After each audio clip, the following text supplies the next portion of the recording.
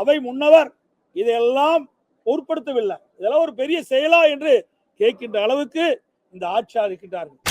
திரு சவுக்கு சங்கர் வீட்டில் 24/3/2025 அன்று காலை அவரது தாயார் அவர்கள் தனியாக வீட்டில் இருந்தபோது சுமார் 50 பேர் கொண்ட கும்பல் அத்துமீறி அவருடைய வீட்டின் கதவை உடைத்து உள்ளே நுழைந்து தாக்கல் நடத்தி அங்கு இருக்கின்ற பொருட்களை எடுத்து சென்றதுடன் அந்த பொருட்கள் பல பொருட்களை அடித்து நொறுக்கி இருக்கின்றார்கள்.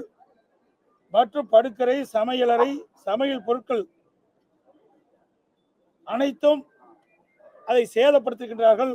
அதோடு வீட்டுக்குள் நுழைகின்ற பொழுதே அவள் எடுத்து வந்த அந்த மலத்தை வீட்டுக்குள் கொட்டியும் சாக்கடை தண்ணீரை ஊற்றியும் வீட்டை மிக மிக மோசமான முறையிலே, கொடுமையான முறையிலே இந்த செயல் செய்திருக்கின்றார்கள். அதை நாங்கள் வன்மையாக ஏற்கனவே கண்டித்திருக்கின்றோம். இப்படி கீழ்த்தரமான செயல் இதுவரை தமிழகத்திலே நடந்த வரலாறு இல்லை.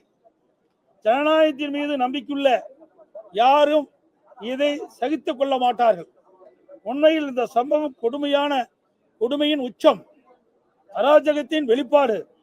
தூய்மை பணியாளர் போர்வையில் இந்த குற்றச்செயலில் ஈடுபட்டவர்கள் மற்றும் இதற்கு பின்னணியில் உள்ளவர்கள் மீது சட்டப்படி கடுமையாக எடுக்க வேண்டும் என்று அப்பொழுது வலியுறுத்தினோம். ஆனால் அரசு நாங்கள் கொண்டு வந்த அந்த தீர்மானத்தை அவையிலே எடுத்துக்கொள்ளவில்லை.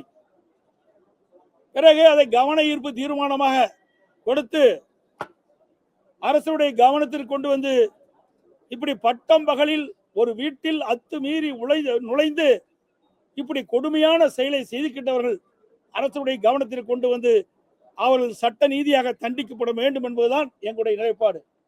அந்த வகையிலே இதை அரசுடைய கவனத்திற்கு கொண்டு வருவதற்கு எங்களுடைய இயக்கத்தினுடைய சட்டமன்ற அதிமுக எதிர்க்கட்சி துணைத் தலைவர்கள் ஒரு கவன ஈர்ப்பு தீர்மானத்தை கொண்டு கொடுத்தார். அதை எடுத்துக்கொள்வதாகவும் சட்டப்பேரவையில் தெரிவித்தார்கள்.